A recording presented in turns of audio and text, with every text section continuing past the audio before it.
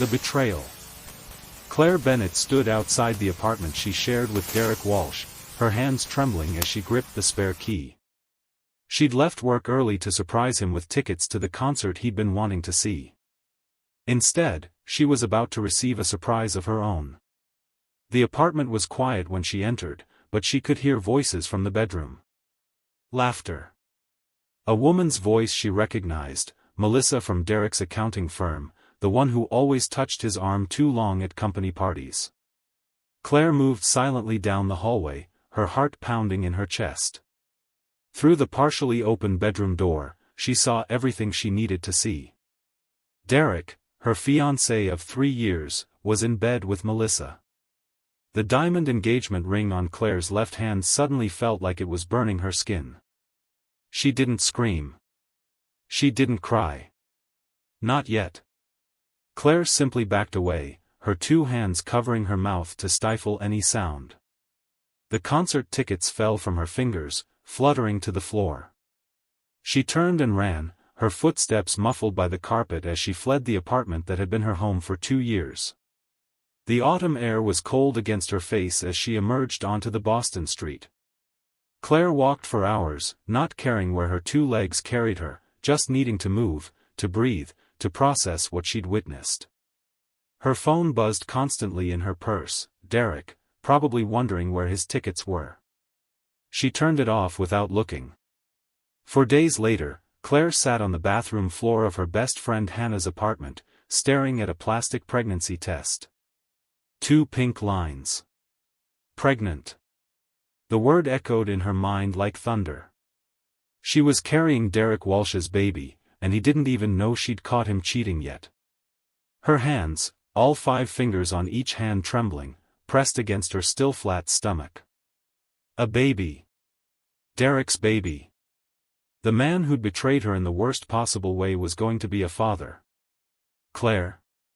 Hannah knocked gently on the bathroom door. Are you okay in there? Claire opened the door, showing her friend the test. Hannah's brown eyes widened, then filled with tears. Oh, honey. What are you going to do? I don't know, Claire whispered. I can't stay here, Hannah. I can't raise a baby in the same city as him, running into him and her, dealing with the gossip and the questions. So what are you thinking? Claire stood, looking at herself in the mirror. Her green eyes were red from crying, her blonde hair messy, but beneath the heartbreak, she saw determination. I'm thinking I need to leave. Start over somewhere new. This baby deserves better than a father who can't stay faithful. Within 2 weeks, Claire had packed her life into her small sedan and driven north to Harborview, a coastal town in Maine she'd visited once as a child. She remembered the peaceful harbor, the smell of salt air, the charming downtown lined with bookshops and cafes. It had felt like home then, and she hoped it would feel like home again. The town welcomed her with gray November skies and the cry of seagulls. Claire found a small cottage for rent, tucked away on a quiet street lined with oak trees. The landlord, an elderly woman named Margaret, asked few questions when Claire paid 3 months' rent in advance. Running from something or running to something? Margaret asked as she handed over the keys, her wise blue eyes studying Claire's face. Both, Claire answered honestly. Well, Harborview is a good place for fresh starts. You'll fit right in. Finding work proved easier than expected. The Lighthouse Bookstore, a 3-story building overlooking the harbor, had a help wanted sign in the window. The owner, a woman in her 60s named Patricia, hired Claire on the spot after learning she had a degree in English literature. I need someone who actually loves books, Patricia said, her salt and pepper hair pulled back in a neat bun. Not just someone who can work a cash register. Can you start Monday? Claire could. The work was peaceful, helping customers find books, organizing shelves, running the small cafe area on the first floor. Her growing belly remained hidden under loose sweaters and cardigans, and nobody asked questions about her past. Here, she was just Claire, the friendly new employee with the kind smile. She'd been working at the bookstore for 3 weeks when Ethan Cross first walked through the door. He was tall, with dark hair slightly grayed at the temples and warm hazel eyes that crinkled when he smiled. Unlike the tourists who rushed in and out, Ethan moved slowly through the aisles, actually reading book covers and blurbs. "Can I help you find something?" Claire asked, approaching him in the fiction section. Ethan looked up, and his smile was genuine, reaching his eyes. "I'm looking for something that will make me forget I've spent the last 10 years doing nothing but working. Any recommendations?" Claire studied him for a moment, then pulled a book from the shelf. "This one. It's about a man who leaves his corporate job to sail around the world. It's beautifully written and will make you question everything you think you know about success." Ethan took the book, his fingers brushing hers briefly. The touch sent an unexpected warmth through her. "Perfect. I'll trust your judgment." He became a regular customer. Every Saturday morning, Ethan would arrive at the bookstore, browse for an hour, and purchase whatever book Claire recommended. They'd talk about literature, about the ocean, about the simple pleasure of a good cup of coffee on a cold morning. He never asked about her past, and she never asked about his. But Claire noticed things. The expensive watch on his wrist. The designer clothes worn with casual indifference. The way other townspeople greeted him with respect. Ethan Cross was clearly someone important, though he never acted like it. As December arrived and Claire entered her 4th month of pregnancy, she knew her secret wouldn't stay hidden much longer. Her clothes were getting tighter despite her best efforts at concealment. Soon, people would start to notice, to ask questions. She stood in front of her bathroom mirror one morning, her hands resting on the small but definite bump. "It's just you and me, little one," she whispered. "But we're going to be okay. I promise." What Claire didn't know was that Ethan Cross had already noticed her condition. And unlike everyone else in her life, he wasn't planning to ask questions. He was planning to offer something far more valuable, his unwavering support. The day Claire's secret came out wasn't dramatic. She was reaching for a book on the top shelf when she felt a sharp pain and stumbled. Ethan, who'd been browsing nearby, caught her with both arms, his hands steadying her gently. "Careful," he said, then his hazel eyes dropped to her midsection, now clearly rounded beneath her sweater. Understanding flickered across his face, but he said nothing. Claire stepped back, her face burning. "Thank you. I'm fine." "You shouldn't be climbing ladders," Ethan said quietly. "Not in your condition. Let me help with the high shelves from now on." There it was, acknowledgement without judgment. Claire felt tears sting her eyes. Over the next weeks, Ethan became an unexpected constant. He showed up on her shifts, helped lift heavy boxes, brought her herbal tea when she looked tired. They talked more, their conversations deepening beyond books. "I built something from nothing," Ethan told her one snowy afternoon as they sat in the bookstore cafe. "Cross development. Real estate and property investment. I started with one building 20 years ago, now I own properties across New England." Claire stared at him. "You're that Ethan Cross? The one who owns half the commercial real estate in Maine?" "Guilty." He smiled. "I took a sabbatical 6 months ago. Burnout. I needed to remember who I was outside of board meetings and profit margins. This town, this bookstore, you've reminded me what actually matters." "Why are you telling me this?" Claire asked softly. "Because I care about you, Claire. These past months, getting to know you, it's been the best part of my year. And I can see you're carrying something heavy, some burden you're facing alone." His hand covered hers on the table. "I want you to know I'm here. No judgments. Just support." The kindness broke through her carefully constructed walls. "I'm 5 months pregnant," she whispered. "The father cheated on me. He doesn't know about the baby, and he doesn't deserve to." Ethan's fingers tightened around hers. "Then he's a fool. And his loss is someone else's incredible gain. From that moment, everything changed. Ethan accompanied Claire to doctor appointments, his face lighting up when he heard the baby's heartbeat for the first time. He helped her shop for a crib, assembling it in her cottage with patient care. He brought her food when morning sickness struck, rubbed her aching feet after long shifts, and made her laugh when she felt overwhelmed. "You're falling for him," Patricia observed one evening as they closed the bookstore. "We're just friends," Claire protested weakly. "Honey, friends don't look at each other like they're the answer to every prayer." Patricia smiled knowingly. "It's okay to let yourself be happy again." One evening in late January, Ethan took Claire to dinner at a quiet restaurant overlooking the frozen harbor. Candlelight cast soft shadows across his face as he reached across the table. "Claire, I know this is complicated. I know you've been hurt. But I'm falling in love with you, with both of you."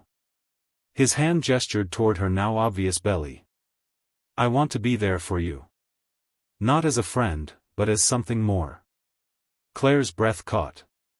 "Ethan, I come with so much baggage. You come with a beautiful heart and a second chance at happiness for both of us." He stood, moving to her side of the table. "Let me in, Claire. Let me love you." When he kissed her, gentle and sweet, Claire felt something inside her heal. She kissed him back, her hands reaching up to cup his face, 5 fingers on each side, and for the first time in months, she let herself hope.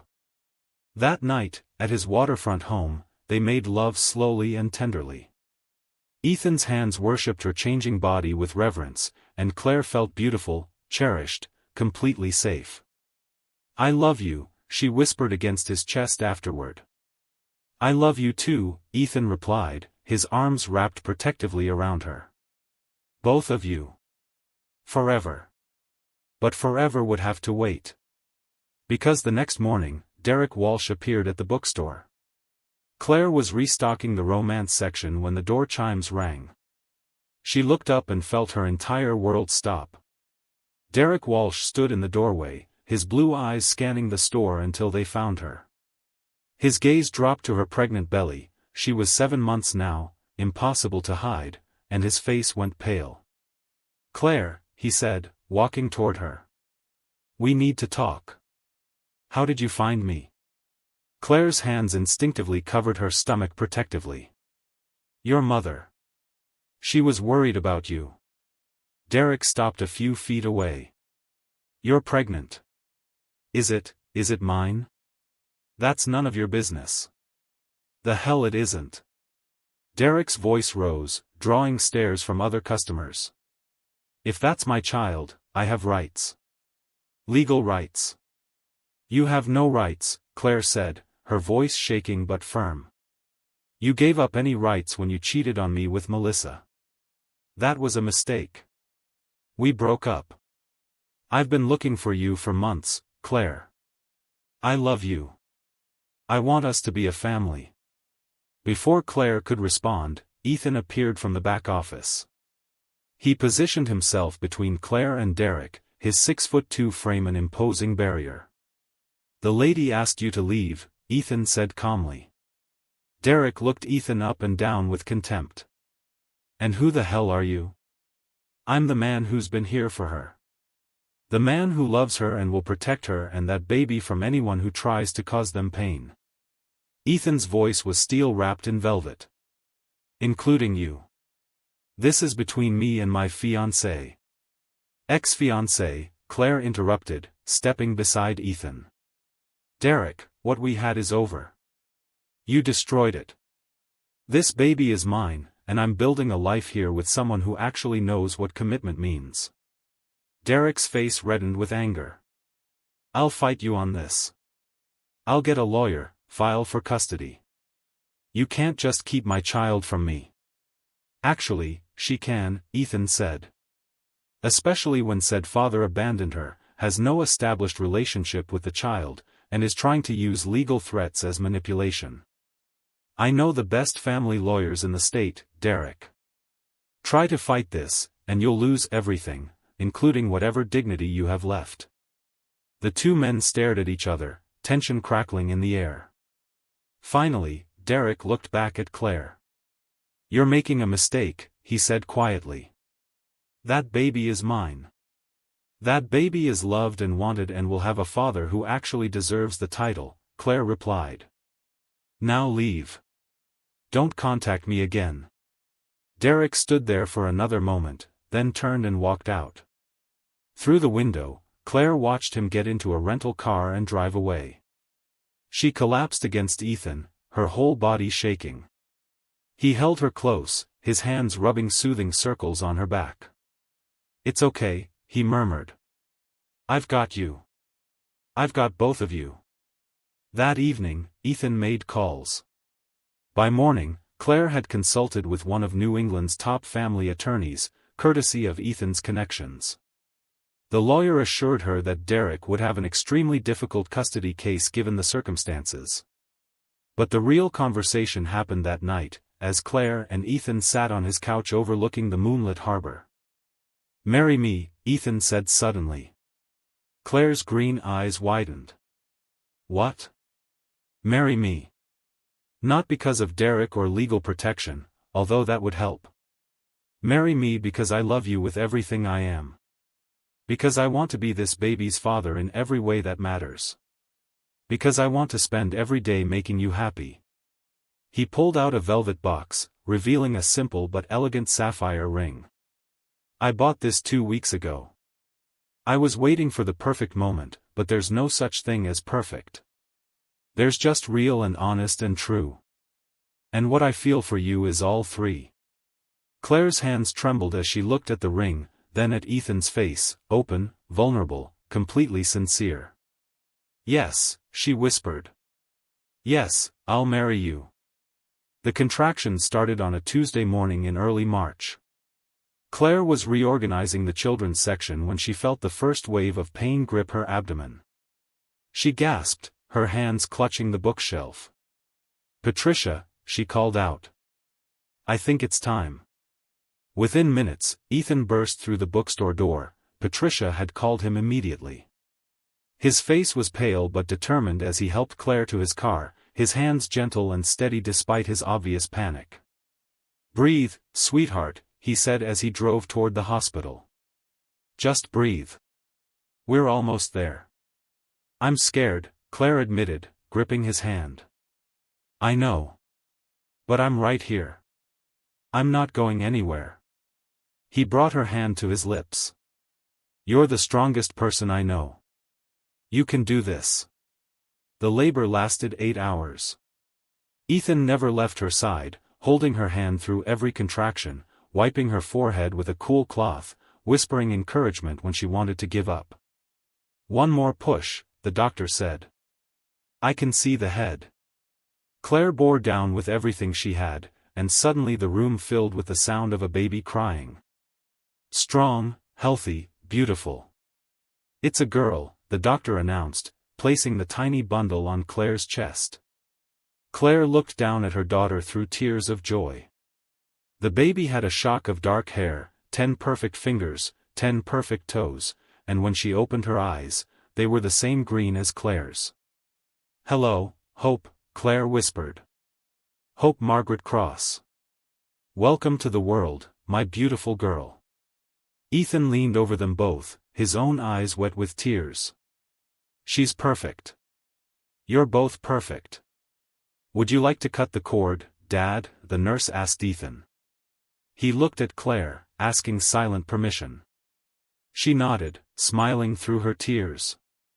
"Yes," Ethan said, his voice thick with emotion. "I'd be honored." 2 weeks after Hope's birth, Derek's lawyer contacted them. He was filing for paternity testing and visitation rights. The news sent Claire into a panic, but Ethan remained calm. "Let him file," Ethan said. "Our lawyer has documentation of his abandonment, his infidelity, and the fact that he made no attempt to support you during the pregnancy. Plus, you're now married to me, providing a stable 2-parent household." They'd gotten married in a small ceremony at the courthouse 2 days after Hope was born. Claire wore a simple cream dress, held Hope in her arms, and said her vows with absolute certainty. Ethan slipped a wedding band next to her engagement ring and kissed her deeply while their few witnesses applauded. The custody hearing was brief. Derek's lawyer presented his case, but Claire's attorney systematically destroyed every argument. Derek had abandoned Claire, failed to provide any support, had no established relationship with the child, and had only appeared after discovering the pregnancy through a third party. Furthermore, Claire's attorney stated, "My client is now married and providing a stable, loving home." Mr. Walsh's sudden interest appears motivated more by control than genuine parental concern. The judge agreed.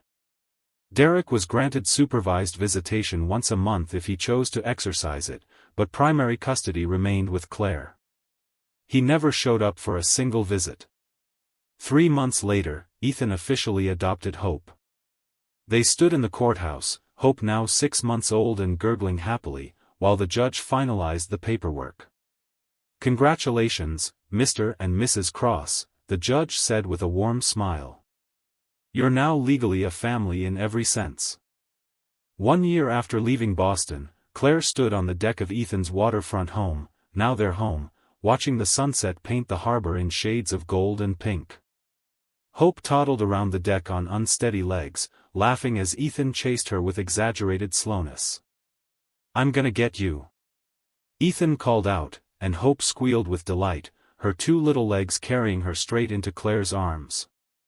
Claire scooped her up, pressing kisses to her daughter's chubby cheeks. Hope had Ethan's smile now, the way it crinkled her whole face with joy. Everyone said she looked like Claire, but Claire saw Ethan in every expression, every gesture of kindness. "Story time, little one," Claire said, carrying Hope inside to the nursery they'd decorated together, pale yellow walls with hand-painted clouds, shelves full of books, and a rocking chair by the window. As Claire read "Goodnight Moon," Ethan appeared in the doorway, leaning against the frame with a soft smile. When Hope's eyes finally drooped closed, he helped Claire lay her gently in the crib. In their own bedroom, Ethan pulled Claire close. "I have news," he said. "Good news or bad news?" "Wonderful news." Derek signed away all parental rights officially. His lawyer contacted ours today. "He's out of our lives for good." Claire felt relief wash over her. "Really? Really? Hope is completely, legally, officially ours. Just ours." He kissed her forehead. "Although, I was thinking she might like a sibling eventually." Claire smiled against his chest. "Eventually? Define eventually." Ethan pulled back to look at her, hope and question in his hazel eyes. "Are you saying?" "I'm saying I made an appointment with Dr. Martinez for next week. But I took a test this morning, and I'm pretty sure Hope's going to be a big sister in about 8 months. Ethan's face lit up with pure joy. He spun Claire around, then set her down gently, his hands immediately going to her still flat stomach. "Another baby." "Our baby. Our baby," Claire confirmed. "The first one that's been ours from the very beginning." They made love that night with tender passion, celebrating the family they'd created from heartbreak and second chances. Afterward, lying tangled together in the moonlight, Ethan traced patterns on Claire's arm with his fingertips. "Do you ever think about what would have happened if you hadn't left Boston?" he asked quietly. Claire considered the question. "Sometimes. But then I remember that pain led me here. To you, to Hope, to this life. I wouldn't change a single thing. Not even the heartbreak? Not even that. Because it taught me what real love looks like. Real commitment. Real partnership." She turned to face him. "You saved me, Ethan. You and Hope, you saved me." The Lighthouse Bookstore's second location opened on a sunny June morning. Claire cut the ribbon, Hope balanced on her hip, while 2-year-old son Oliver held tightly to Ethan's hand. Patricia beamed with pride as townspeople flooded in to celebrate. Claire had become co-owner with Patricia, combining her love of literature with Ethan's business expertise to expand the beloved bookstore. The new location featured a children's section 3 times the size of the original, a coffee shop, and regular author events. Speech, someone called from the crowd. Claire handed Hope to Ethan and stepped forward, her hands resting on her still flat stomach. Baby number 3, due in January. 3 years ago, I came to Harborview broken and afraid, running from heartbreak, she began. This town, these people, and especially my family taught me that sometimes the worst moments in life are actually doorways to the best chapters. Thank you for welcoming me home. As applause filled the bookstore, Ethan wrapped his free arm around Claire's waist, Hope giggled on his other side, and Oliver tugged at Claire's dress, asking for a cookie. Claire looked at her family, the one she'd built from ashes and hope, and felt complete. Derek Walsh had taken something from her, yes. But in doing so, he'd inadvertently given her everything she'd ever truly wanted. Sometimes, she thought, the best revenge is simply living well. And she was living better than she'd ever dreamed possible.